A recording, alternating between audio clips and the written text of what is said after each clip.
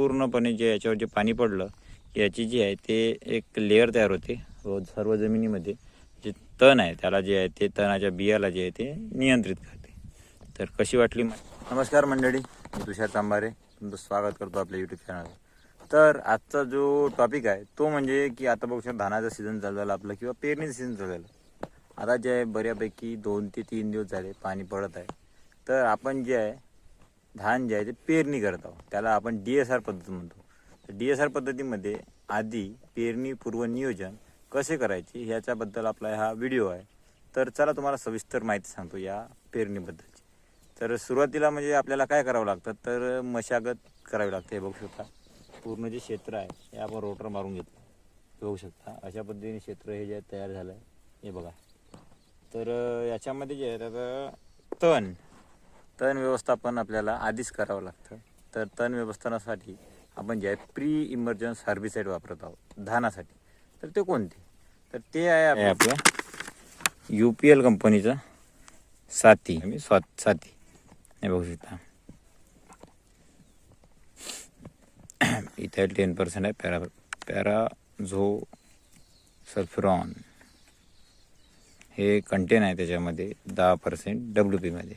बघू शकता हर्बिसाईड लिहून आहे याच्यावर, UPL कंपनीचं आहे. तर याला जे आहे ते वापरायचं कसं, तर हे बघू शकता तुमच्यासमोर हे आहे वाळू.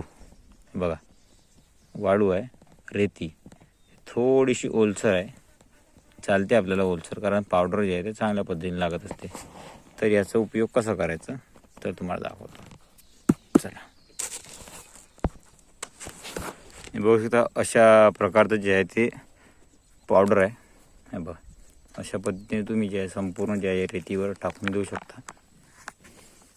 तर याचं जे डोज आहे ते किती ते बघू शकता 80 ग्रामचं जे ते पॉकेट आहे. 80 ग्राम पॉकेट एका एकरला चालते. आपण जे आहे ते 3.5 एकराला 4 पॉकेट घेतले. चालते थोडं बहुत कमी जास्त, कारण आपण फेकून देतो.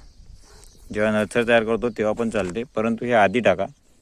आधी टाकल्याने काय होते, जे तणाचं जे बियाणं असते ते नष्ट होऊन जात असते. तर याचे जे रिझल्ट आहेत ते तुम्हाला दिसेलच समोरच्या व्हिडिओमध्ये. आता काय करायचं, हे जे आहे ते हे असं मिक्स करायचं रेतीमध्ये, पूर्णपणे असं मिक्स करायचं आणि पूर्णपणे शेतामध्ये जे आहे ते फोकून द्यायचं.